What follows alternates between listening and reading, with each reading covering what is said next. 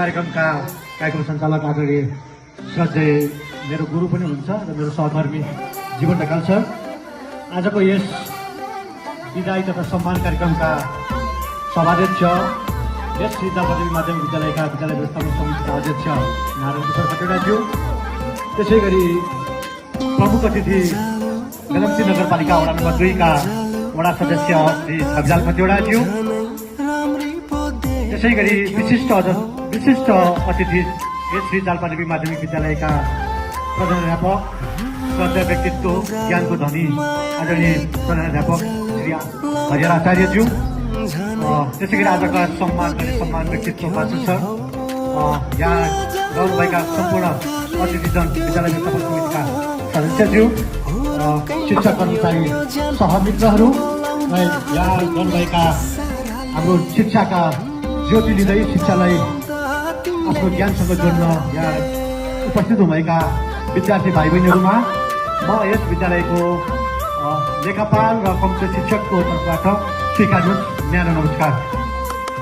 विशेष गरी यो आजको एउटा विदाई कार्यक्रम एउटा यो औपचारिक कार्यक्रम त हो, तर पनि वासुदेव सरसँग म एउटा विद्यार्थी जीवनदेखि आज शिक्षकको जीवनसम्म पुर्याउनको लागि वासु सरले त्यो खेल्नुभएको भूमिका साँच्चै नै मेरो लागि त्यो अविस्मरणीय अभुलनीय र त्यो मैले साँच्चै नै मनमा जीवनभर बोक्न सक्ने खालको एउटा भारी सिकाइदिनु भएको छ।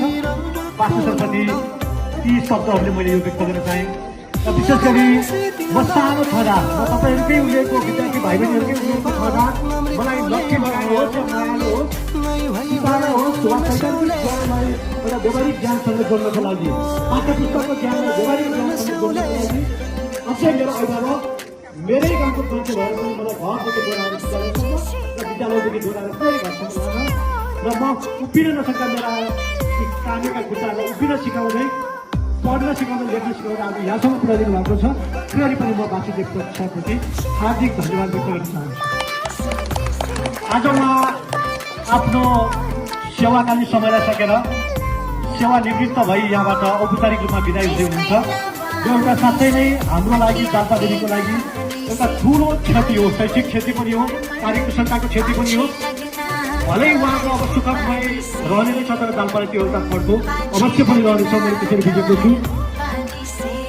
मैले कस्ता केही ड्राफ्टहरू पनि टिपेर ल्याएको छु, मैले यो प्रस्तुत पनि गर्न चाहेँ। मैले व्यक्तिगत रूपमा वासुदेव सरबाट अत्यन्त धेरै कुरा सिक्न पाएको छु। उहाँसँगको सहकार्यका हरेक पल मलाई मार्गदर्शक रह्यो। जब कहिले अनमलमा परे उहाँको अनुभव र सन्तुलित सुझावले मेरो निर्णयलाई स्पष्ट दिन